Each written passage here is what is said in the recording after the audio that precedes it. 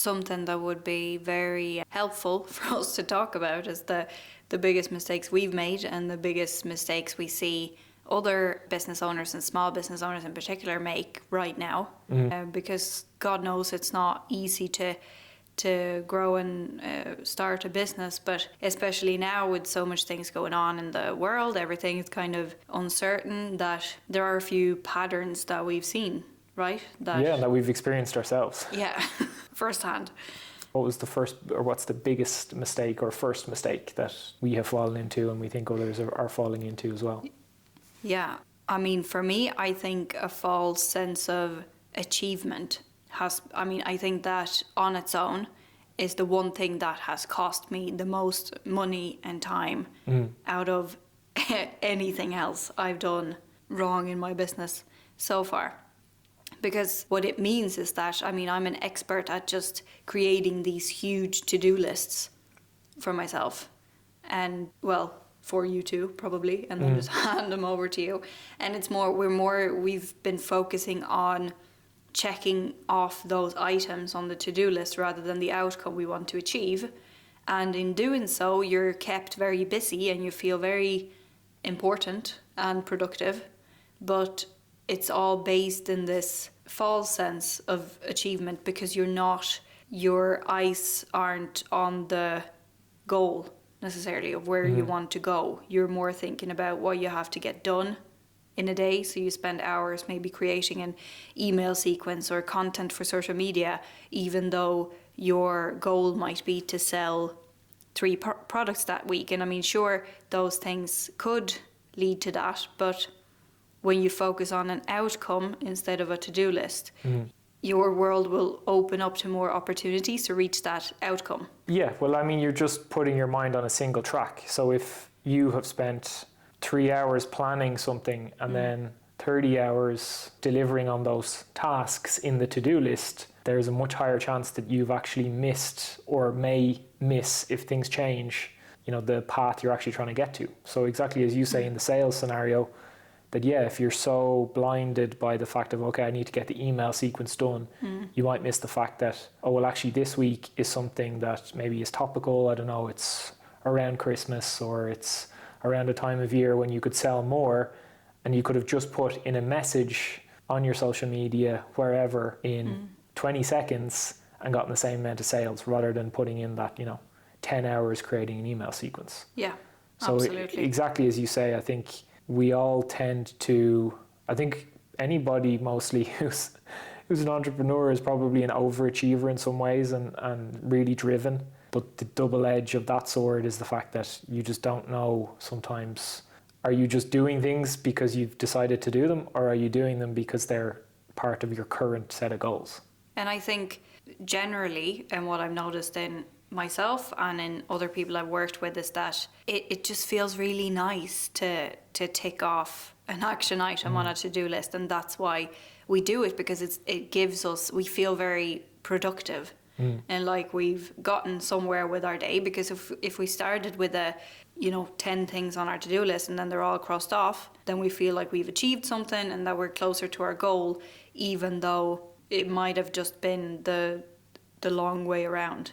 And I think it also, what I felt personally and in our business, is that you tend to then, if you just have a to-do list every day, then tend to become almost more an employee rather than the owner of the business.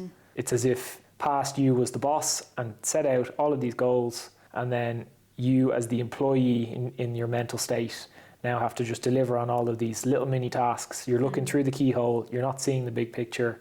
Yeah. You're not necessarily going towards the goal in any productive way, but you're getting things done, as it were. 100%. You fall into the category of a job description rather than seeing the bigger picture of where you want to go with your entire business. And it is very, very time consuming and costs a lot of money, because you're going to be wasting a lot of time and effort on things that might be important, sure, but maybe not at this stage. If your primary goal is to actually get steady sales to start, then all of these things are probably stuff that could wait a couple of weeks until you've achieved that, and then you're able to use tools or to outsource those. Yeah, they're nice to haves, not like Yeah. non-negotiables. So the solution then that I found is, really take time to, before you even start to write a to-do list. Like, I try not to even do that anymore. I just focus on the outcome I want for the week, the month, and then also every day. Like, I go in to my work day with an intention every morning of how many people do I want to have seen my offer today, or whatever it might be.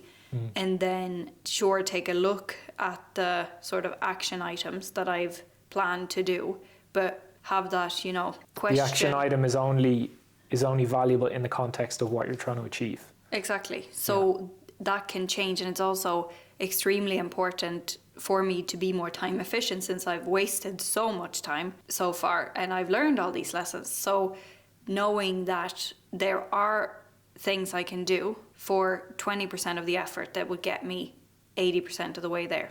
So trying as much as possible to just cut to those actions that are usually more uncomfortable maybe, and that's why we hold off on doing them, because it could be things like creating a video or creating more content. Yeah, and I think that's the second thing that we've both learned that holds a lot of people back, is the idea of staying stuck in your comfort zone, staying stuck in the rut of, I've done it like this, I think it will work if I just try harder, if I just do it for longer, if I just, spend more time doing it, maybe I'll get the results. And we found personally that really that's not the case, because we've done it long enough and we've done it hard enough that we know that if we don't change it, nothing is going to change in terms of the results we want to get. Exactly. When something's not working, you try something else. Yeah, you don't try harder necessarily, you try something else. Yeah, exactly. It doesn't matter, like, if you want to see a sunset, it doesn't matter if you, like, how far you run east, like, you're not going to see one. So you need the right strategy as well as to work hard towards your goal. But, and I think what's really dangerous about that is that we tend to think that when we know that we've put in so many hours and so much effort and maybe even invested a lot of money in our businesses because it's our passion. Like, it's something that we really want to do and we want to enjoy and have other people enjoy with us as well, in terms of our clients or for supporting our family or whatever it might be. But that when we've put all that time and money and effort into it, then we start to think that I've tried it all and it doesn't work. And then that's a really dangerous sort of situation to be in. Yeah. I think that's where people, they break or they find that transformation. Yeah. And probably more often than not they break because it's a financial issue rather than anything mental necessarily. They'd love to keep going. But I think, I hope nobody who watches this gets into that position very often, especially when there's finances involved. It's very hard to think clearly and to try something else, as it were. But it absolutely is. It's not the time to dig the path deeper that you've already walked. It's time to take a turn left or right, or just do a U-turn and do something, do what you want in a completely different way. So and I think for us, where we found that it's really manifested itself is in things like this, is in things like, talking on camera, content creation generally. Our energy would be better spent somewhere else or in other parts of the business, which is not true, because one of the most important things for a small business to get sales is to get seen, is to market themselves. And what is the most cost-effective, time-effective too, way to market yourself? It's on social media. So the third major mistake that we've made and that we see others making is having a scarcity mindset. So the third mistake that we've made growing our business and that we see others make as well right now is falling into a scarcity mindset. Because with everything that's going on in the world, and prices are increasing for everything, and maybe feeling like it's not as easy to make sales, even though that's also a limiting belief, it puts us in a state where we might not be as resourceful, and we blame what's happening around us for the results we're getting rather than what we're actually doing in our own resourcefulness in doing anything and everything we can to get to where we want to be. Yeah, obviously you're going to start off on the back foot mentally if you think, well, the economy's not great, people aren't spending, I don't have the finances to grow in the way that I want to, oh, I don't have the skills or knowledge about this certain part of my business, and I don't know how I'm going to get it.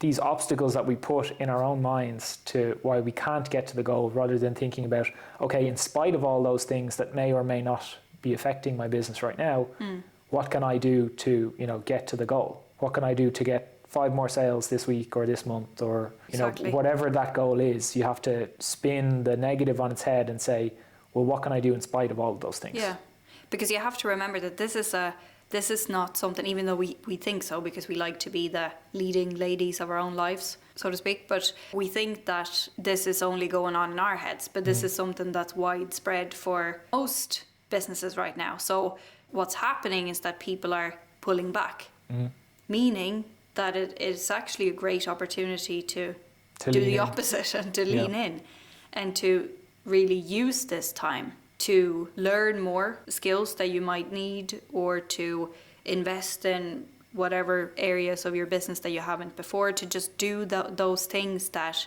will make you stand out, that will get you an advantage. Because come better times where sales are rolling in and money seems to be growing on trees, then you're better placed.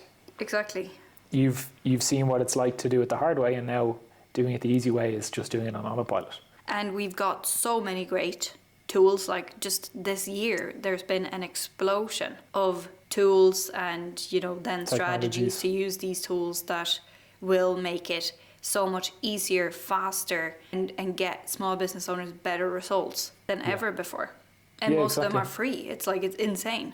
Yeah, and I mean, the fact of every difficult period of time in world history has forced people to adapt.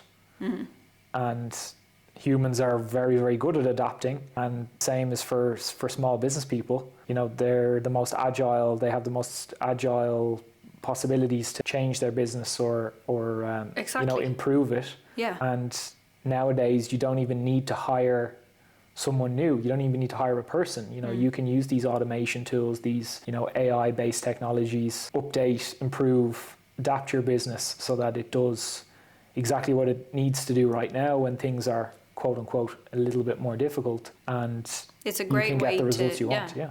And it's a great way to kick yourself out of that comfort zone and just be a little bit different, because usually we think that we have to be so much better than other businesses.